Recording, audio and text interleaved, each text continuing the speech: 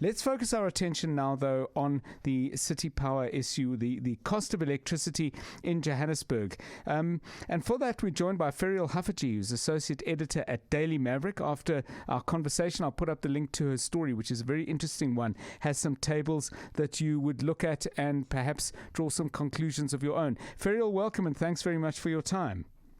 Hi, John. Thank you. You've got a sentence early in your article. You talk about, well, let me read the sentence before that to put it in context. While City Power says it implemented the allowable 6.3% tariff increase granted by the electricity regulator, NERSA, the fine print is different. And here we go. Johannesburg levies a number of additional charges which amount to stealth taxes on city residents. Johannesburg is not alone in using electricity to boost municipal finance, which are often depleted by sky-high staff costs. Your phrase, stealth taxes, what are you referring to? So stealth taxes generally refer to the ways in which government across the three levels of our society can implement allowable costs often. But if you look at the city power costs, and I'm quite keen to see what the spokesperson says afterwards, they are out of line with other metropolitans, with other big cities with whom we've compared. So, for example, Cape Town doesn't have the same kinds of costs. And then if you look at the Eskom table, what's really interesting to me is that Eskom, when it supplies the city already adds on not a profit but a cost of getting it into our houses. So I'm not sure why City Power is adding on all these amounts. And as I've watched over the years, they become more and more and more. And this time I'm counting 3 different ones on our bill. So Isaac Mangena of City Power explained them to me. But I think the bigger question is whether these are allowable charges and when have they started coming on.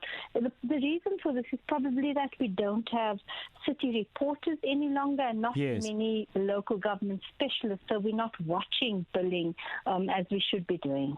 So if someone's got a bill in front of them or is going to go and pick one up after having this, hearing our chat with you, Ferial, what are the things we should be looking at? I see, for example, there's a network surcharge, there's a capacity charge.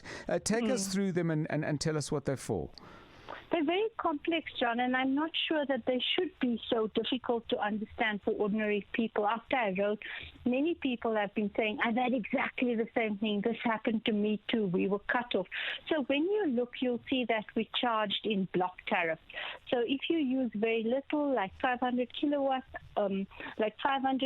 hours per, I must get my measurements correctly, then your charge will be low. But as you head into blocks 2 and 3, that's when it gets really, really expensive, and that's called an inclining block tariff, which Eskom says it's going to stop around about next year because it realizes that it's a complex charge, and you really shouldn't be paying more as you consume more. You should be paying less, and that does bring us to the whole discussion of when will we be able to access more competitively priced electricity energy from different players. One of the things you do in the beginning of the story is you talk about, you compare different cities. Tshwane has gone up 13%, Ekurhuleni 18%, Cape Town 25%, and Johannesburg 26% higher. Do you have any sense, for example, as to why Tshwane have managed to hold it to half what Joburg has pushed up? I'm not sure. I'm going to make this an ongoing area of investigation. But I do think it's because our city, Johannesburg, started really struggling when when COVID-19 hit and people lost their jobs and small businesses went to the wall. You saw an almost immediate impact on their ability to collect rates, and applying these charges on electricity may be the easiest line with which to achieve their budget.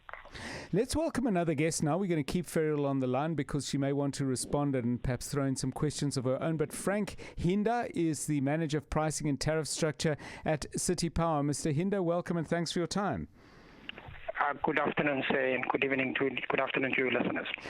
Thanks very much. So, Ferial Haffajee, in her article for Daily Maverick, which I'm sure you've had a look at, refers to a number of other charges that are added to the electricity charge for usage. There's a service charge, for example, of 147 Rand 74 cents a month. How much has that service charge gone up over the past year, for example? That service charge has gone up in line with the national approved guideline increase of 6.22% only compared to the previous financial year. And the capacity charge of 435.24, what increase have we seen there?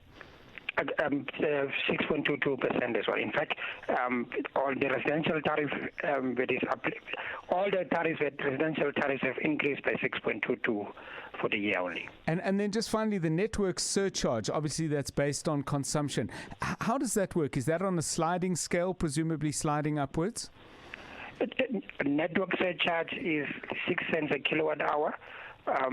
However, the residential customers are exempt for the first 500 kilowatt hours per month. Ferial Haffajee, I mean, we're hearing from Frank Hinder that the charges are set. They're 6.22. It doesn't sound like they've risen steeply. What other question would you ask in the light of that answer? I think that I'd love to know from Mr. Hinder, has always been very, very helpful to me. How do you explain this ESCOM document which shows that as you compare municipal comparisons against the ESCOM single-phase tariff, that Johannesburg is so much higher? And also, I asked Isaac Mangena this question, has he seen an uptick in complaints from residents, for example? Because the reason I started doing the story is that many people on social media and elsewhere began reporting in these tariffs. So at the Daily Maverick, we asked our audience, please send us your bills. Yes. Do you have a problem with your electricity pricing? And many of them did. And the finding from my colleague Tinashe, who publishes tomorrow, is that the biggest increases or problem areas are in Johannesburg. Mr. Hinder? Of course, there is a difference between the tariff that is being charged and any other complexity that might be on the face of the invoice. And that could be for various reasons and various technical problems, if there may be. In that case, one would have to look at the specific customer's invoice to understand really what the problem might be that the customer faces.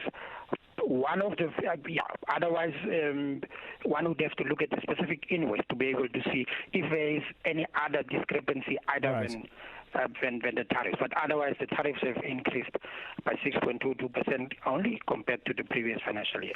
Mr. Hinder, I mean, the one thing again from the article Ferial wrote, which I found an interesting stat, Joburg earns 27% of its revenue from residential and business customers, highly reliant on electricity sales to keep going at a time when other revenue sources are being cramped by the pandemic and its economic consequences.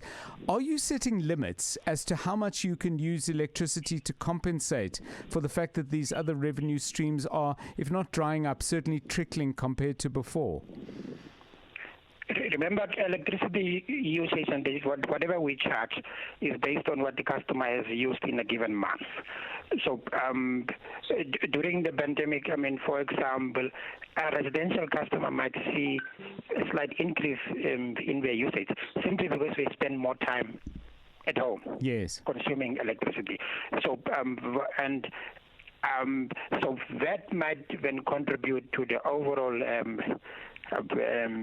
So if there's an increased usage of electricity for some customer segments during the lockdown, then it might then appear as though a greater share of the revenue pool is coming from electricity sales. Thanks very much. Though it's only a reflection on the increased usage. It may well just be a reflection on the increased usage from a specific customer or from the customer base generally. Thanks very much. Frank Hinde is Manager of Pricing and Tariff Structure at City Power. Ferial Haffajee is Associate Editor at Daily Maverick. Much more to talk about. We'll be back on this issue, I'm quite sure, in the future. But that's what we're going to do on it for now. As I said, I'd put up a link to that store and you can start looking at some of the issues. There should be more in the Daily Maverick on that tomorrow. News, Experts, analysis, where things stand what you need to know. Drive home with John Perlman on 702.